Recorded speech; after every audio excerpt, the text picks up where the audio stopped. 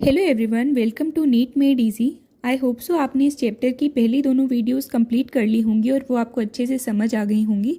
आज हम शुरू करते हैं third part of this video. So the first topic is the inflorescence. A flower is a modified shoot where in the shoot apical meristem changes to the floral meristem. तो first line में लिखा है कि flower क्या होता है, modified shoot या root. तो ये तो बहुत ईजी है, वो मॉडिफाइड शूट होता है।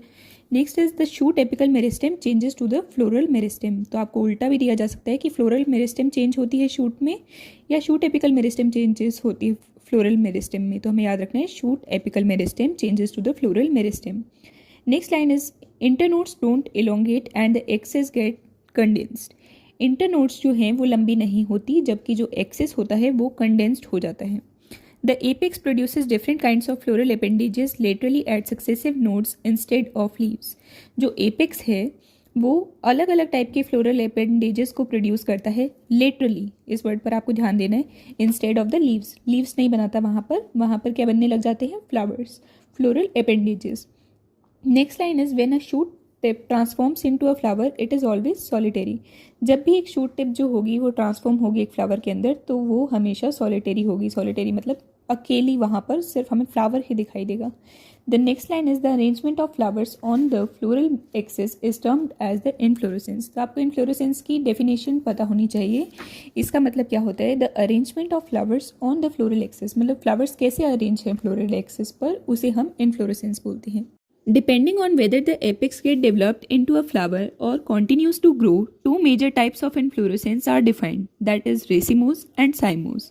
किस चीज़ पर डिपेंड करता है कि रेसिमोस होगी या साइमोस इन्फ्लोरेसेंस होगी, कि एपेक्स जो है वो कैसे डेवलप हुआ, या फ्लावर में डेवलप हुआ या वो कंटिन्यू ग्रो करे जा रहा है। तो इस बेसिस पे हम दो टाइप ऑफ इन्फ्लोरेसेंस बताएंगे। First is racemose, second is the साइमोस। तो फर्स्ट हम पढ़ते हैं रेसिमोस इन्फ्लोरेसेंस के बारे में। तो इसमें लिखा हुआ है in racemose inflorescence the main axis continues to grow, the flowers are borne laterally in a acropetal succession. तो इसमें बताया कि जो रेसिमोस इन्फ्लोरेसेंस है इसमें जो मेन एक्सिस होता है वो कॉन्टिन्यूसली ग्रोथ करता जाता है। इसमें जो फ्लावर्स हैं वो एक्रोपीटल ऑर्डर में ग्रो करते हैं। और इसका मैं आपको जनरली बता दूं, जैसे कई बार पुरानी PYQs में भी पूछा गया कि किन किन में रेसिमोस इन्फ्लोरेसेंस मिलती है, तो उसमें ना मेंबर्स के हमें नाम बोल देते हैं। जैसे पूछ ले कि मस्टर्ड में कौन सी इन्फ्लोरेसेंस है, तो हमें याद रखना है कि रेसिमोस में ब्रासिकेसी फैमिली और फेबेसी फैमिली आएगी, और साइमोस में आएगी सोलेनेसी और लिलिएसी। नेक्स्ट हम पढ़ते हैं साइमोस इन्फ्लोरेसेंस के बारे में। तो in cymose inflorescence the main axis terminates in a flower, hence is limited in growth, the flowers are borne in a basipetal order. तो यहाँ पर जो है मेन एक्सिस जो है वो एक फ्लावर के अंदर जाके टर्मिनेट हो जाता है। इसमें लिमिटेड ग्रोथ होती है, बेसिपिटल ऑर्डर होता है। और इसके एग्जांपल्स क्या हैं, सोलेनेसी फैमिली के मेंबर्स और लिलिएसी फैमिली के मेंबर्स। एक बार फिर से आप इसमें ना पार्टीशन करके मतलब डिफरेंस लिख लीजिएगा। जैसे रेसिमोस में क्या था, कॉन्टिन्यूस ग्रोथ थी, इसमें क्या है, लिमिटेड ग्रोथ है। रेसिमोस में फ्लावर के अंदर टर्मिनेट नहीं होता था, इसमें टर्मिनेट होता है फ्लावर के अंदर। रेसिमोस में एक्रोपिटल सक्सेशन था, साइमोस में बेसिपिटल सक्सेशन है। रेसिमोस के एग्जांपल्स में ब्रासिकेसी और फेबेसी फैमिली थी, साइमोस के अंदर सोलेनेसी और लिलिएसी। तो ऐसे हम इजीली इन्फ्लोरेसेंस के टॉपिक को कवर कर लेते हैं। अब हम इसमें यहाँ पर NCERT में हमें डायग्राम शो किए हुए हैं, तो वो मैं आपको एक बार बताती हूँ। फर्स्ट डायग्राम में हमें शो की हुई है रेसिमोस इन्फ्लोरेसेंस। तो हम जानते हैं यहाँ पर जो मेन एक्सिस है वो कॉन्टिन्यूस टू ग्रोथ करता है, flowers are grown laterally. And second diagram में हमें शो किया हुआ है साइमोस इन्फ्लोरेसेंस। तो यहाँ पर हम एंड में देख सकते हैं कि जो एक्सिस है वो टर्मिनेट कर गई है फ्लावर के अंदर। तो आपको इन इन्फ्लोरेसेंस के अंदर यही मेन पॉइंट्स याद रखने थे। अब हम आते हैं नेक्स्ट टॉपिक पर, the flower. The flower is a reproductive unit in the angiosperms. It is meant for the sexual reproduction. A typical flower has 4 different kinds of whorls arranged successively on the swollen end of the stalk or pedicel called thalamus or receptacle. तो हमें याद रखने की flower जो होते हैं वो reproductive whorl होता है, रिप्रोडक्टिव यूनिट होता है। इसका काम क्या होता है, सेक्सुअल रिप्रोडक्शन। और जो टिपिकल फ्लावर होता है उसके अंदर 4 काइंड्स ऑफ वर्ल्स होते हैं। कहाँ पर अरेंज होते हैं, स्वोलन एंड पर, उस चीज़ के स्वोलन एंड पर, स्वोलन एंड ऑफ स्टॉक और पेडिसल। और उस स्वोलन एंड को हम बोलते क्या हैं, थैलेमस और रिसेप्टिकल। तो आपको इनके दोनों नाम भी याद रखने की, थैलेमस का दूसरा नाम क्या है, रिसेप्टिकल है। ये क्या होता है, एक स्वोलन एंड होता है। फिर हमें आगे बताए हुए 4 वर्ल्स के नाम, calyx, corolla, androecium and gynoecium. Calyx and corolla are the accessory organs. Calyx और कोरोला क्या हैं, एसेसरी ऑर्गन्स हैं। और androecium and gynoecium are the reproductive organs. Next line में लिखा हुआ है in some flowers like lily the calyx and corolla are not distinct and termed as the perianth. कुछ फ्लावर्स होते हैं जैसे कि लिली, उसमें जो कैलिक्स और कोरोला हैं वो अलग अलग डिफ्रेंशिएटेड नहीं होते, उन्हें हम बोलते हैं पेरियंथ। ये काफ़ी इंपॉर्टेंट है, आप याद रखना। Next line is when a flower has both androecium and gynoecium it is known as bisexual, क्योंकि उसके अंदर दोनों यूनिट्स प्रेजेंट हैं तो हम उन्हें बोलेंगे bisexual. A flower having only stamens और only carpels is known as unisexual. Next हम आते हैं सिमेट्री पर। In symmetry, the flower may be actinomorphic, which is also known as a radial symmetry, or zygomorphic, which is also known as bilateral symmetry. तो आपको याद रखना है, actinomorphic को बोलेंगे रेडियल सिमेट्री, जाइगोमॉर्फिक को बाइलेटरल सिमेट्री। मैंने तो ऐसे छोटी सी ट्रिक भी बनाई थी, अजा रबी। ए रेफर्स टू एक्टिनोमॉर्फिक, नीचे R refers to radial, Z refers to zygomorphic, B refers to bilateral, A refers to asymmetric, और मतलब उसमें कोई भी डिफ्रेंशिएटेड नहीं होते। नेक्स्ट हम आते हैं when a flower can be divided into two equal radial halves in any radial plane passing through the centre it is said to be actinomorphic.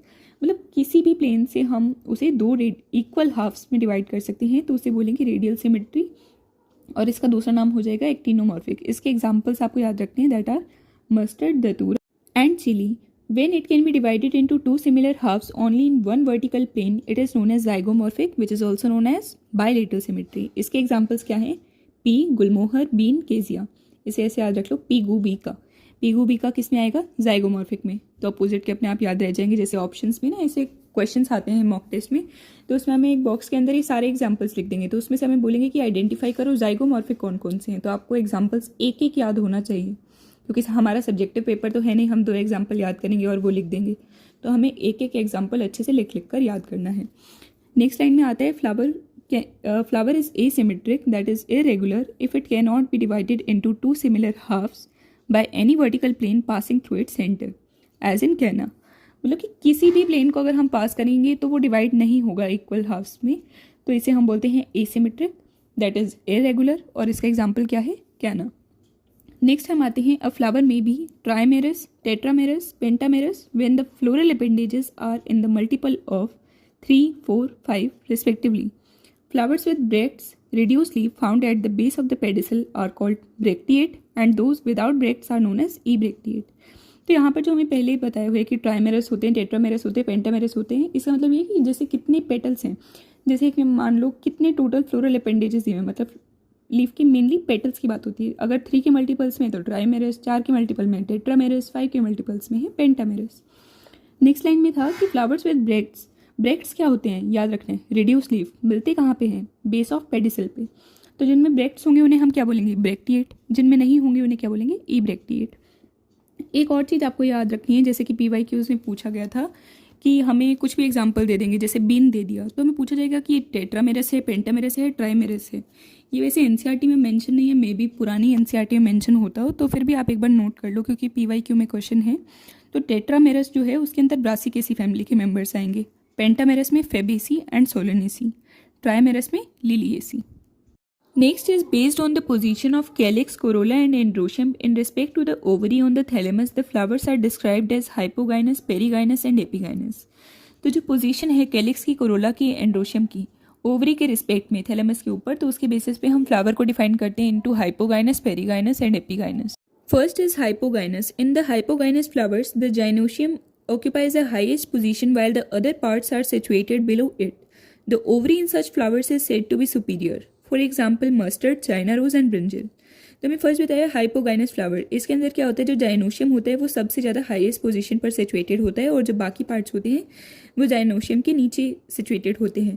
इस केस के अंदर हम ओवरी को बोलते हैं सुपीरियर, और इसके एग्जांपल क्या है? Mustard, China rose and brinjal. Second is a perigynous. If the gynoecium is situated in the centre and other parts of the flowers are located on the rim of the thalamus almost at the same level, it is called the perigynous. The ovary here is said to be half inferior. For example plum, peach and rose. तो अब यहाँ पर बताया कि जो जाइनोशियम है वो बाकी पार्ट्स के सेम लेवल पर ही सिचुएटेड होती है, ऐसे केस में हम उसे पेरिगाइनस बोलते हैं। ओवरी को हम ऐसे केस में हाफ इन्फीरियर बोलेंगे। इसके एग्जांपल है प्लम, पीच एंड रोज। एक चीज़ बता देती हूँ आपको, 2020 के पेपर में ना सिर्फ इस पैरा से ही 2 क्वेश्चन आए थे, तो ये काफ़ी इंपॉर्टेंट है, PYQs काफ़ी आते हैं यहाँ से। Third is the epigynous. In epigynous flowers the margin of the thalamus grows upward enclosing the ovary completely and getting fused with it. The other parts of flowers arise above the ovary, hence the ovary is said to be inferior. As in the flowers of guava and cucumber and the ray florets of sunflower. तो third हमें बताया epigynous flowers के बारे में। इसमें जो thalamus है वो ऊपर की तरफ चला जाता है, ओवरी नीचे की तरफ आ जाती है। और इस लाइन को आप थोड़ा मार्क कर लें, थोड़ा जैसे टेस्ट में पूछी जा सकती है कि ये किस केस में होता है। Enclosing the ovary completely and getting fused with it. तो ये लाइन इंपॉर्टेंट है। इस केस में हम ओवरी को इन्फीरियर बोलते हैं। और इसके एग्जाम्पल क्या हैं? Flowers of guava, cucumber and ray florets of sunflower. अब साइड में आप देखेंगे मैंने अपने पेन से लिखा हुआ है हाइपोगाइनस, पेरिगाइनस एंड एपिगाइनस। तो इन्हें मतलब लिखते कैसे हैं? सिंबलाइज फॉर्म में, या आगे आएगा वैसे। तो हाइपोगाइनस में जो सुपीरियर ओवरी होती है उसमें जी लिखकर जी रेफर्स टू जाइनोशियम, और नीचे हम एक छोटा सा लाइन लगा देते हैं। पेरिगाइनस में बीच में, एपिगाइनस में ऊपर। ठीक है। नेक्स्ट इज जो मैंने HPE लिखा हुआ है, H refers to hypogynous, P refers to perigynous, E refers to epigynous. तो फर्स्ट में मैंने लिखा हुआ है MCB refers to mustard, China rose and brinjal plus 4 family. मतलब काफ़ी है ना, जैसे पहले PYQs आए हुए थे, जैसे मैंने आपको पहले भी बताया, तो वो उसमें एग्जाम्पल दे देते थे हमें और बताना होता था कि इनमें से हाइपोगाइनस कौन से हैं। तो MCB तो हमें पता है, वो NCERT में मेंशन है, लेकिन बाकी चारों फैमिलीज़ के भी सारे मेंबर्स इसमें आते हैं। पेरिगाइनस में प्लम, पीच, रोज। एपिगाइनस में ऐसे याद रख लीजिए कू, गू, सू। तो इसमें क्या होगा? Cucumber, guava, sunflower, watermelon, pumpkin. Okay. तो इसमें अब हम देखते हैं जो हमें डायग्राम शो किया हुआ है। फर्स्ट डायग्राम में हमें शो किया हुआ है हाइपोगाइनस। तो हम देख सकते हैं कि उसमें ओवरी हमें सबसे ऊपर दिख रही है और बाकी पार्ट्स ऑफ द वर्ल्स जो हैं वो कंपैरेटिवली नीचे हैं। सेकंड B और C पार्ट में हमें शो की हुई है पेरिगाइनस ओवरी, जिसमें ओवरी जो है थैलेमस के ऊपर सिचुएटेड है along with other parts. And जो हमें D पार्ट है वहाँ हमें एपिगाइनस ओवरी शो की हुई है, जिसमें ओवरी नीचे लाई कर रही है और बाकी फ्लोरल अपेंडेजेस ऊपर हैं। तो आई होप सो आपको diagram and the theory portion is clear to you. Now let us discuss the parts of the flower. Each flower normally has 4 floral whorls, which are calyx, corolla, endoecium and gynoecium. तो पहले हम पढ़ते हैं calyx के बारे में। इसका जो यूनिट है that are sepals. The calyx is the outer most whorl of the flower and the members are known as the sepals. तो हमसे पूछा जा सकता है which one is the outer most whorl of the flower. तो इसका answer क्या आएगा? कैलिक्स। कैलिक्स के मेंबर्स को क्या बोलते हैं? That are sepals. Next is generally sepals are green, leaf like and protect the flower in the bud stage. Sepals का फंक्शन क्या होता है? वो प्रोटेक्ट करते हैं फ्लावर को बर्ड स्टेज में। उनका कलर क्या होता है? ग्रीन होता है। होते कैसे हैं? लीफ लाइक होते हैं। The next is the calyx में भी गैमोसेपलिस। गैमोसेपलिस का मतलब क्या है? कि सेपल्स जो हैं वो यूनाइटेड हैं। और पॉलीसेपलिस, इसका मतलब क्या है? सेपल्स फ्री हैं। जब भी हम गैमो वर्ड पढ़ लेना, इसका मतलब है कि कोई भी चीज़ यूनाइटेड है। तो gamosepalous means sepals are united. Next is the corolla. Corolla is composed of petals. Petals are usually brightly colored to attract the insects for pollination. Corolla जो हुए है उसके members क्या होते हैं? petals. Petals का कलर क्या होता है? bright color. किस लिए होता है? ताकि वो अट्रैक्ट कर सकें इंसेक्ट्स को for the purpose of pollination. Like calyx, Corolla में ऑल्सो भी गैमोपेटल्स। गैमो का मतलब क्या बताया था मैंने? कि वो यूनाइटेड होंगे। तो यहाँ पर क्या यूनाइटेड होंगे? पेटल्स यूनाइटेड होंगे। और पॉलीपेटल्स, इसका मतलब क्या है कि जो पेटल्स हैं वो फ्री होंगे। The shape and colour of Corolla very greatly in the plants. जो शेप है और जो कलर है कोरोला का वो वेरी कर सकते हैं। ये जैसे सिंपल सी लाइन है, लेकिन ये भी पूछी जा सकती है मतलब स्टेटमेंट बेस्ड क्वेश्चन में कि क्या जो शेप है वो कोरोला की वो वेरी कर सकती है? तो आंसर क्या आएगा? हाँ। नेक्स्ट इज कोरोला में भी tubular, bell shaped, funnel shaped और व्हील शेप्ड। कोरोला की काफ़ी सारी टाइप्स हो सकती हैं, जैसे कि tubular, bell shaped, funnel shaped, wheel shaped. तो आज हमें यहीं तक कवर करना था। एक बार हम डायग्राम को और देख लेते हैं।